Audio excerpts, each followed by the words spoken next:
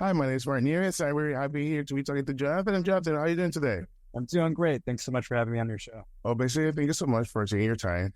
So just go ahead and start. Well, how was the process of being in this film? Oh boy, it went right into it, huh? Yeah, let's go for it. Go. With, Yeah, no, it was a wild experience from day one. I think from the moment that we locked financing and decided to go make this thing, we very quickly jumped into the mindset of, okay, now we got to go make this. We got to figure out how to make this, and we have a very limited amount of days to shoot this in. So how are we going to do that? And we rehearsed this much like you might rehearse a play, just so that it was cool. embedded in all of us. And luckily, the production team from day one realized that we would need to shoot chronologically, just like in the order of sequence of the scenes, so that so we weren't giving ourselves other challenges for continuity. And when we were done with one set, we could move on to the next set. And it was a lot. It was physically tiresome and taxing, and equally as hard emotionally as it was physically. Also, just doing it by the way doing it in in sequence is very hard, especially in Hollywood.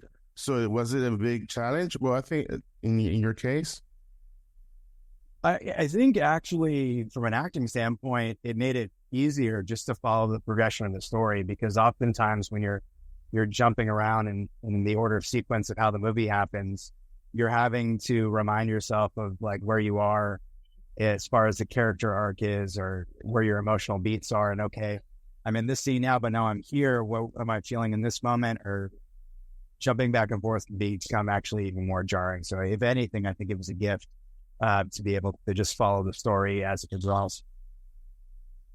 nice, because sometimes that's a different thing when trying to do everything in order, and especially when doing such tight schedule. So I know that basically doing this kind of movie, it takes a lot of you. So how hard was it in this role? How everything getting together?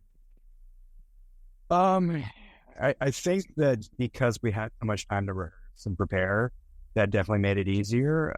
But with that said, typically you have some flexibility on days that you're shooting, that if something goes wrong, you can turn and do something else, or film the rest of it the next day. And we had zero safety net for that. Everything needed to happen on schedule. And if it didn't, the film wouldn't be made. Well, I think all of that together made it that much more stressful, that there was a leap of confidence, let's call it, rather than a leap of faith, that every day you had to wake up and just tell yourself, we're going to get it done. And whatever happens, we're going to get it done. And that's exactly what happened, luckily. Otherwise, you wouldn't have seen the film.